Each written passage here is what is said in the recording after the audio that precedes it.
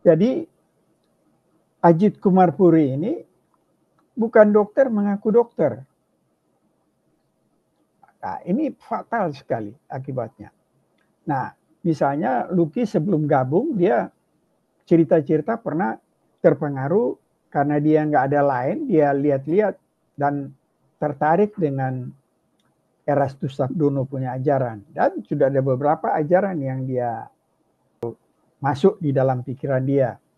Misalnya, jadi setelah dijelaskan dan dinyatakan oleh gereja-gereja yang mana Erastus Sabdono dia itu sesat, akhirnya Lucky Sobat Gabunin orang baru sadar. Sebelumnya kan dia rasa, oh bagus sekali ini Erastus Sabdono ajaran, karena tidak ada lain dia mendengarkan itu. Dan memang kalau tidak hati-hati, ya seperti itu fatal akibatnya. Sama kayak si anak 15 tahun ini yang mempercayakan diri kepada Ajit Kumarpuri, akhirnya meninggal fatal. Nah, oleh karena itu memang kita perlu hati-hati. Karena begitu beredarnya video-video YouTube, pengabaran-pengabaran Injil, segala macam, ya kalau nggak hati-hati bisa fatal akibatnya. Nah, oleh karena itu kita akan ulang lagi, Tuhan Yesus memberikan hukum utama dan terutama. Ini sangat penting. Hukum utama dan terutama. Semua orang Kristen pasti harus mengikuti. Karena ini hukum utama dan terutama. Kasihlah Tuhan Allahmu dengan segenap hatimu, segenap jiwamu, dan segenap akal budimu. Nah, kita akan ambil kasihlah Tuhan Allahmu dengan segenap akal budi. Dan ini kelihatan bukan option ya, bukan pilihan. Ini bagi orang Kristen yang sesungguhnya ini adalah keharusan. Karena ini hukum utama dan terutama. Ada seorang teolog, John Piper namanya, dia membahas mengenai kasihlah Tuhan Allahmu dengan segenap hatimu dengan dua ayat yang dia kutip ya. Satu di perjanjian lama, satu perjanjian baru. Nah, perjanjian baru 2 Timotius 2 ayat 7 mengatakan begini. Perhatikan apa yang kukatakan. Ini Paulus bicara sama Timotius. Perhatikan apa yang kukatakan. Tuhan akan memberi kepadamu pengertian dalam segala sesuatu. Jadi yang pertama itu fokus, perhatikan apa yang Paulus ajarkan. Karena ini yang Paulus ajarkan ada firman yang diiluminasi oleh Roh Kudus. Dan oleh karena itu Paulus bilang sama Timotius, perhatikan, fokus, berikan semua pikiran Anda kepada apa yang diajarkan. Tapi yang akan memberi pengertian adalah Tuhan. Itu sebabnya dia bilang, perhatikan apa yang kukatakan. Tuhan akan memberi kepadamu pengertian dalam segala sesuatu. Jadi tugas kita memperhatikan, fokus, berikan diri untuk kekal. Nah, itu yang Paulus tekankan. Kemudian yang kedua, Amsal 2 ayat 45. 1 sampai 7 sebenarnya, tapi kita akan bacanya ayat 4 dan 5. Jikalau engkau mencarinya seperti mencari perak dan mengejarnya seperti mengejar harta terpendam, berarti betul-betul cari dengan berpikir kan, maka engkau akan memperoleh pengertian tentang takut akan Tuhan dan mendapat pengenalan akan Allah. Kalau ayat 7, Allah yang memberikan itu pengertian. Nah, tugas kita berarti memperhatikan. Kasihlah Tuhan Allahmu dengan segenap pikiranmu. Perhatikan, fokus. Jangan setengah-setengah. Karena kalau setengah-setengah hasilnya nggak dapat apa-apa. Karena Tuhan berjanji akan memberikan pengertian dalam segala hal. Kalau kita memperhatikan dengan sungguh-sungguh. Jadi bukan berarti di sini IQ itu tidak diwajibkan di sini. Karena yang penting kan tidak dibilang perhatikan yang IQ-nya sekian, kan tidak. Perhatikan. Atau di Amsal, carilah dengan seperti mencari perak, mencari harta terpendam. Supaya Tuhan akan memberikan pengertian. Karena mungkin Tuhan akan melihat kesungguhan kita kan. Kalau ada kesungguhan, Tuhan kasih pengertian melalui Roh Kudus yang memberikan iluminasi atau penerangan. Nah, kita akan lihat ya. Ternyata Allah Tritunggal yang memberikan pengertian. Jadi pada waktu Yesus berkarya di dunia ini, yang memberi pengertian adalah Allah Bapa. Jadi waktu Yesus tanya begini kepada murid-muridnya, menurut kamu siapakah aku ini? Baru Petrus bilang, engkau adalah Mesias, anak Allah yang hidup. Baru Matius 16 ayat 17 bilang begini, berbahagialah engkau Simon bin Yunus, sebab bukan manusia yang menyatakan itu kepadamu, melainkan Bapakku yang di surga. Jadi yang memberikan pengertian kepada Petrus, Bapa di surga. Dan di sini dijelaskan, bukan manusia yang menyatakan itu kepadamu, melainkan Bapakku di surga. Jadi Bapa yang memberikan pengertian kepada Petrus, yang mana Yesus itu Mesias dan anak Allah yang hidup. Jadi Mesias merupakan karya Yesus, anak Allah yang hidup, identitas Yesus. Ini lengkap sekali. Tapi bukan manusia, Allah Bapa yang menyatakan itu kepadamu. Nah, jadi Allah Bapa yang memberikan pengertian.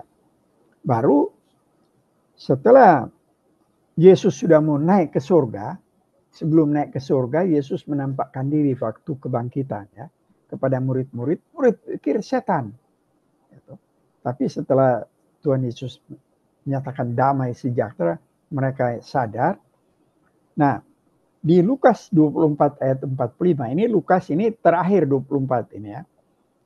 Lalu Yesus membuka pikiran mereka sehingga mereka mengerti kitab suci.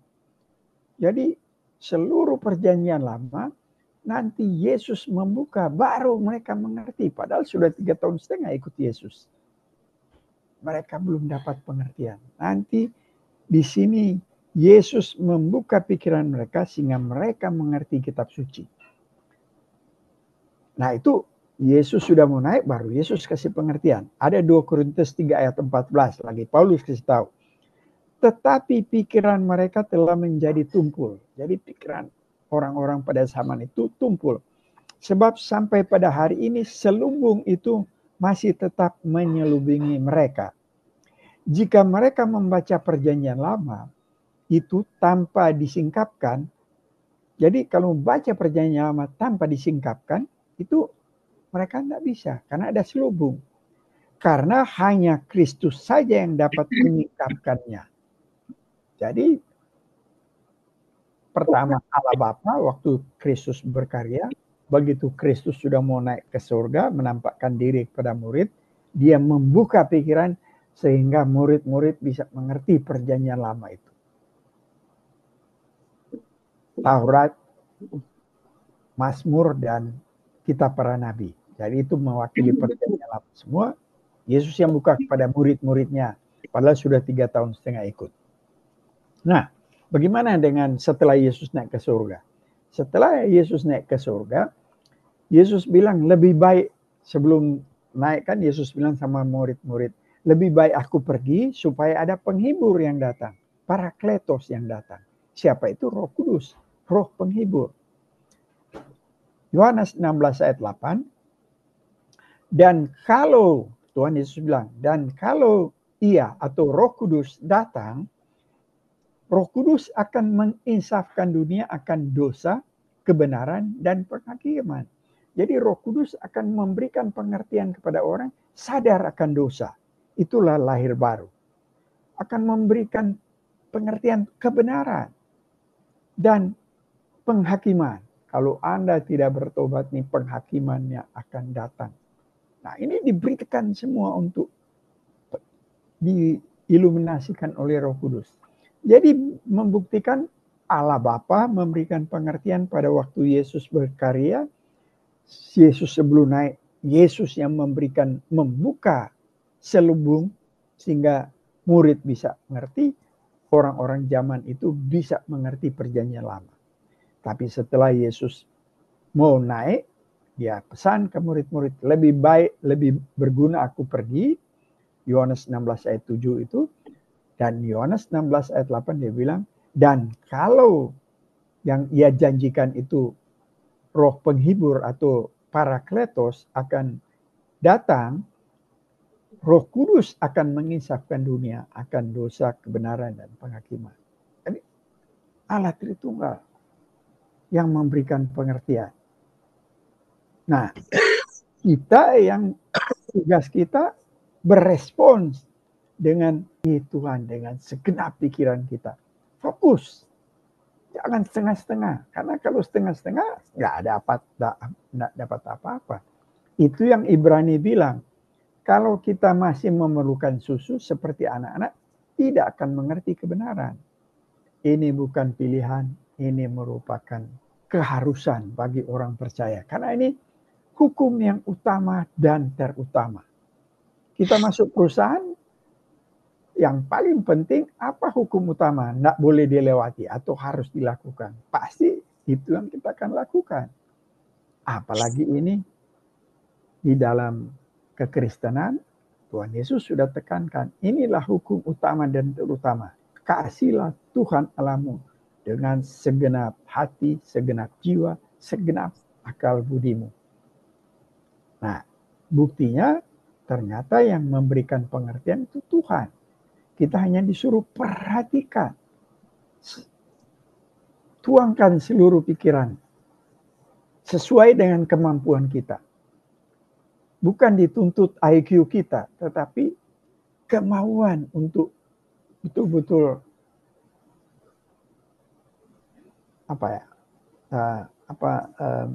berkomit. Nah, komit di sini ada 3 hal ya untuk sampai ke komitmen ya. Jadi ada 3 tahap ya. Dualisme dia hari Minggu betul-betul dia hadir terus. Dia berjanji tiap hari Minggu. Dia jadi orang kudus di hari Minggu. Tapi setelah dia selesai hari Minggu, Senin sampai Sabtu, sesuai dengan dunia di mana dia ada. Ya. Jadi dualisme. Hari Minggu dia orang suci, Senin sampai Sabtu dia sesuai orang dunia. Jadi ada satu ungkapan yang bercanda ya. Ada yang bilang begini, sebagai candaan tapi jadi rame juga dia. On Sunday I am a Filipino, but on Monday through Saturday, on Sunday I am a Catholic, but on Monday through Saturday I am a Filipino. Artinya tukang mabuk. Jadi Senin sampai Sabtu, jadilah orang Filipino yang suka bir San Miguel sampai mabuk. Orang Manado juga kan begitu. Nah, tapi hari Minggu I am Catholic, masuk gereja, kudus. Nah, ini dualisme. Jadi bukan komitmen, itu dualisme. Nah, tahap lebih bagus dari dualisme, relativisme. Kalau hari Minggu itu ada bola kaki yang saya suka sekali, tunda dulu ini hari Minggu. Saya nonton dulu ini bola. Begitu juga ada Bible study. Aduh, ini mau ada kejuaraan pingpong. Pergi dulu ke pingpong. nanti berikut aja kita ikut. Apapun yang terjadi kalau mengikat diri itulah yang kita harus pegang. Nah, oleh karena itu apa yang kita harus lakukan untuk hukum yang utama dan terutama ini, kita harus komitmen. Jangan setengah-setengah. Karena tidak ada gunanya tuh setengah-setengah. Ya kan?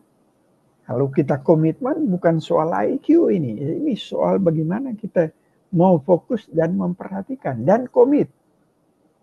Ada orang bilang begini, without commitment you cannot have depth in anything. Tanpa komitmen Anda tidak dapat mendapatkan kedalaman dalam segala hal. Jadilah seperti bayi yang perlu susu, yang akhirnya tidak mengerti kebenaran. Ada yang mengatakan begini, tanpa komitmen kita akan balik kepada square one. Apa itu square one? Kembali ke titik awal tanpa ada kemajuan yang dibuat. Jadi misalnya begini, hari ini kita tidak mengerti ya. Begitu besok, misalnya hari Jumat kita bicara, ini kita lupakan semua, mulai lagi awal di hari Jumat. Mulai baru lagi. Nanti Senin lagi, mulai baru lagi. Jadi itu masuk ke square one terus. Square one artinya kembali ke titik awal. Nah, kita harus melihat apakah kita ada pengaruh di dalam kita mempelajari supaya ada perubahan. Kalau enggak, kembali ke square one terus. Artinya kembali ke titik awal lagi. Mulai lagi baru. Oh, ada pelajaran baru. Karena tidak ada komitmen. Nah, oleh karena ini penting sekali ini komitmen di dalam hal apa yang Tuhan inginkan, yaitu hukum utama dan terutama. Supaya orang terhindar dari menaruh harapan kepada yang salah atau kepada dasar yang salah. Seperti si orang tuanya si anak umur 15 tahun ini menaruhkan harapan kepada dokter gadungan. Oh, begitu berani dia operasi, lihat YouTube. Ya. Aduh, luar biasa. Nah, itulah pengantar untuk supaya kita melihat apa yang kita harus lakukan. Supaya kita betul-betul bertumbuh di dalam iman. Karena itu yang Tuhan inginkan. Perhatikan. Baru Tuhan yang akan memberikan kepadamu pengertian dalam segala sesuatu. Itu yang Paulus bilang di Timotius. Nah, sebelum kita masuk di salib, Pak Pendeta tolong bisa tambahkan dulu kali. Ya, memang ini ayat ini sebetulnya menjadi landasan utama di dalam kita beriman kepada Yesus ya. Mengasihi Tuhan dengan segenap akal budi dan dengan segala kekuatan. Itu merupakan sesuatu yang absolut, yang hakiki, yang sudah tidak bisa lagi dipengaruhi oleh hal-hal yang lain. Hanya fokus kepada Tuhan saja di dalam segala keberadaan dan keadaan kita. Ya tidak seperti apa yang diilustrasikan oleh Roli bahwa bukan dualisme, bukan relativisme. Kita ingatkan di Manado itu kalau mau perjamuan di gereja, kalau mau perjamuan jadi mulai hari Minggu mau perjamuan dibilang, waduh orang mesti jaga diri, mesti bersih, jangan berbikin salah, jangan bikin kejahatan, orang harus konsentrasi karena mau perjamuan, ya kan? Jadi cuma di hari perjamuan mau bersih itu diri. Sesudah itu ya terserah. Mau bikin apa, bagejo. Ya. Tetapi kita bersyukur bahwa Alkitab mempunyai standar yang tidak bisa diduakan. Ya, kita bersyukur kita boleh Kita boleh belajar hal yang lain, itu kita boleh membuat. Mungkin dulu saya seperti begitu, saya membuat satu perbandingan, apakah ini benar, kalau Alkitab mengatakan ini, kalau orang atau pandangan lain mengatakan ini. Tetapi pada dasarnya kembali saya melihat bahwa Alkitab kayak iklan dia katakan, sing ada lawang. Ya, Alkitab saya. Bahkan di kalangan orang Kristen sendiri ya, seperti Roli katakan tentang Luki, memang ya kita orang merasa orang sudah menaruh percaya padahal orang sedang mengarah kepada hal yang ya barangkali saja ada kebenaran di sana, tetapi juga sudah dibumbuin dengan berbagai hal, dibumbuin dengan berbagai kepentingan, sehingga kita orang terpengaruh dengan hal yang seperti itu. Bahwa orang harus kembali, tidak salah kalau disebut back to the Bible. Alkitab itu adalah satu landasan yang sangat menguatkan, sangat membenarkan, sangat dibenarkan, sangat memiliki kebenaran yang tidak ada taranya. Karena dengan demikian, kita orang akan lebih dapat mengasihi Tuhan, orang dapat lebih memahami akan kebenaran firman Tuhan. Ya seperti apa yang orang lakukan melalui diskusi Zoom ini. Saya merasa sangat bermanfaat. Saya merasa sangat mempunyai arti yang sangat besar dalam diri saya, sehingga kalau saya tidak hadir sekalipun saya ada halangan atau ada sesuatu hambatan, saya seperti ada penyesalan. Aduh, kenapa saya tidak mampu tidak ikut? Karena saya akan merasa rugi. Nah, saya ingin berkomitmen. Saya mau ada komitmen melalui diskusi Zoom ini. Saya boleh mendapatkan sesuatu yang baru, boleh mendapatkan sesuatu kekuatan, boleh mendapatkan pengetahuan yang lebih, sehingga dengan demikian saya boleh lebih memahami akan kebenaran firman Tuhan.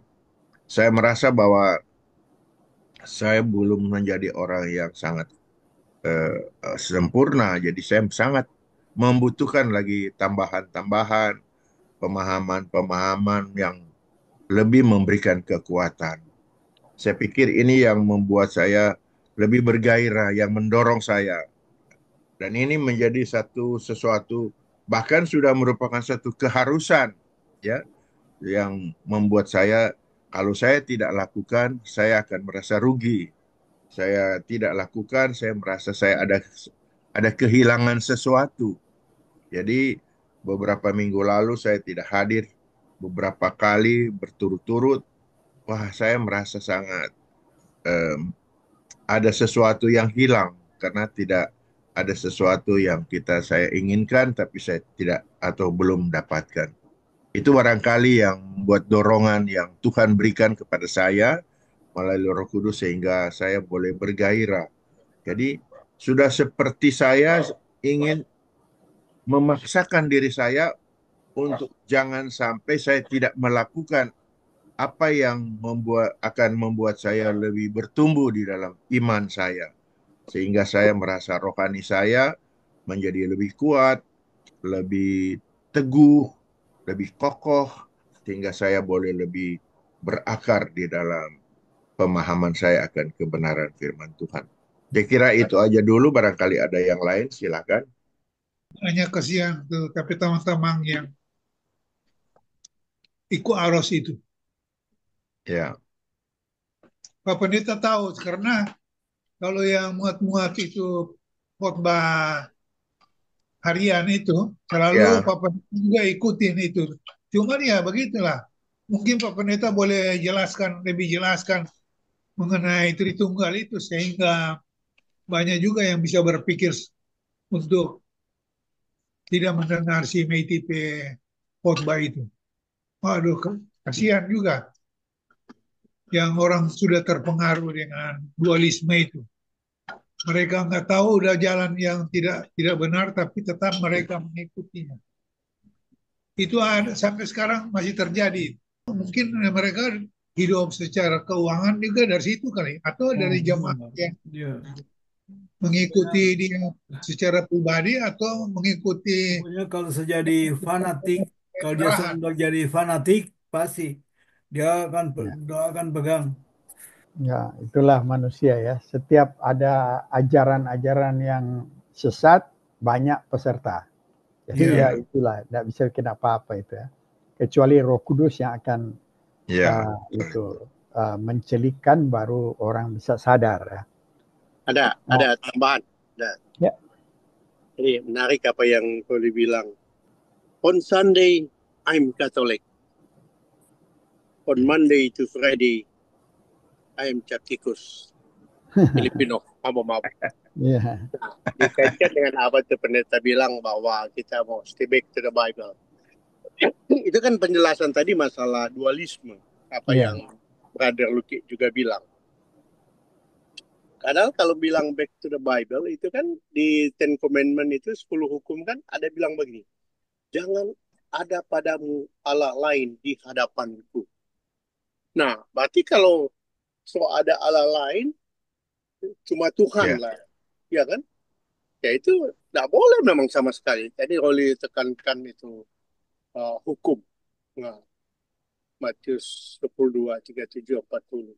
Ya kan? Kasihilah Tuhan Allahmu dengan segenap hati, segenap jiwa, segenap akal budimu. Dan seterusnya. Pada kedua hukum ini tergantung seluruh hukum Taurat dan kitab para nabi. Jadi sebetulnya kita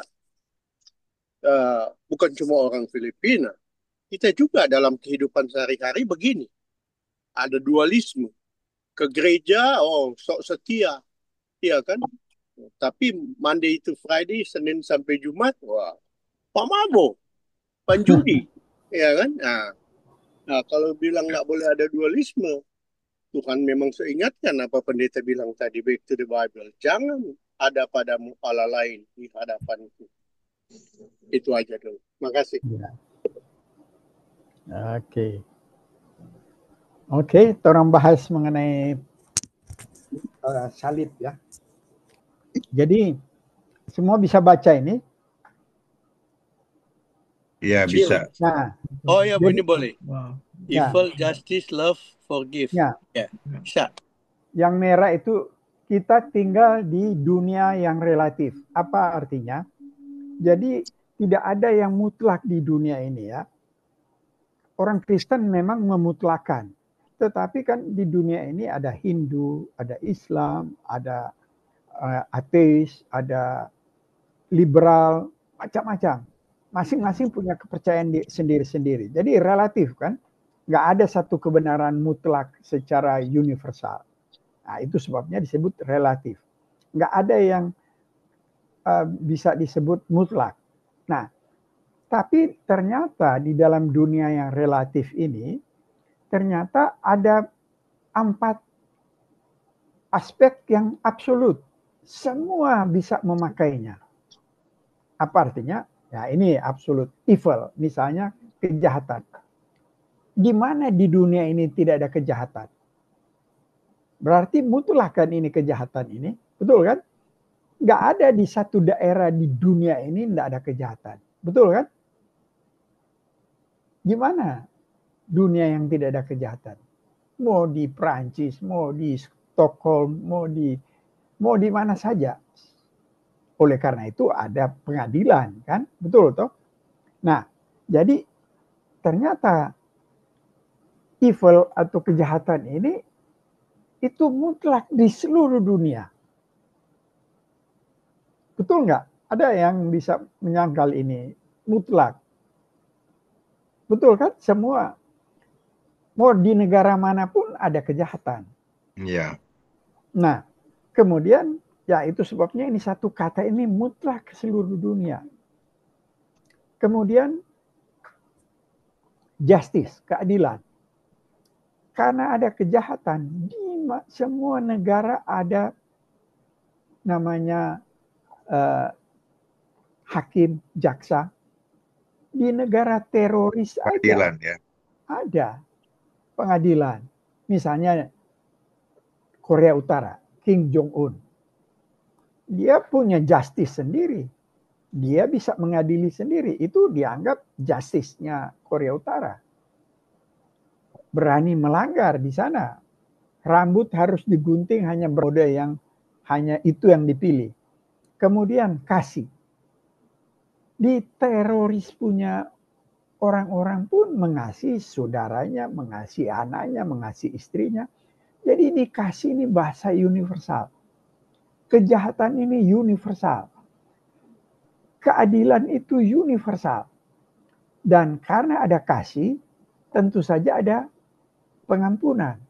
Misalnya, seorang bapak teroris di mana paling jahat, dia punya anak salah, bisa aja dia ada pengampunan karena dia kasih ke anak itu kan. Kalau lain orang dia matiin, tapi kalau anaknya sendiri atau istrinya salah sedikit, dia ada kasih pengampunan. Jadi ternyata ini 4 kata ini itu merupakan absolut, universal seluruh bagian di dunia ini. Kalau soal lain-lain tidak ada yang absolut, tapi 4 kata ini absolut. Tetapi ternyata ini 4 kata ini menyatu di salib. Ini converge, ini menyatu ya. Menyatu di salib. Apa artinya? Karena begitu jahatnya dunia ini, Tuhan begitu mengasihi dengan melalui harus ada keadilan. Dan itu Yesus pikul di kayu salib. Yesus pikul di kayu salib mengenai kejahatan manusia. Untuk mendapatkan keadilan dari Tuhan harus dihukum. Tuhan Yesus yang menggantikan. Karena kasih dari Tuhan turun. Dan ada pengampunan. Ternyata itu menyatu di salib. Itu luar biasa loh itu. Ini yang membuat ini seorang teolog yang luar biasa. Karena kita relatif di dunia ini. Mau bicara apa? Relatif semua. Percaya Tuhan. Hindu bilang percaya dorampe dewa, dorampe ila-ila. Kalau Buddha percaya kekosongan. Islam terbagi beberapa sekte juga, beberapa aliran. Apalagi Kristen, beberapa aliran yang relatif semua. Karena kita hidup di dunia relatif, tapi ternyata 4 hal ini mutlak di seluruh dunia. Ternyata 4 hal ini menyatu di salib. Disatukan di salib. Luar biasa ini salib ini. Salib menyatukan. Coba pikir. Yesus dianggap paling terkutuk. Karena yang mati di atas kayu salib itu dianggap yang paling terkutuk. Dan dia disalib di tengah. Itu yang di tengah itu melebihi dari yang kiri kanan. Dan dia menanggung kejahatan manusia. Itulah evil. Seluruh dunia yang percaya pada dia, dia tanggung. Karena memuaskan keadilan Allah. Karena kasih Yesus, dia rela menggantikan kita. Dan siapa yang percaya akan ada pengampunan. Dan itu semua melalui salib.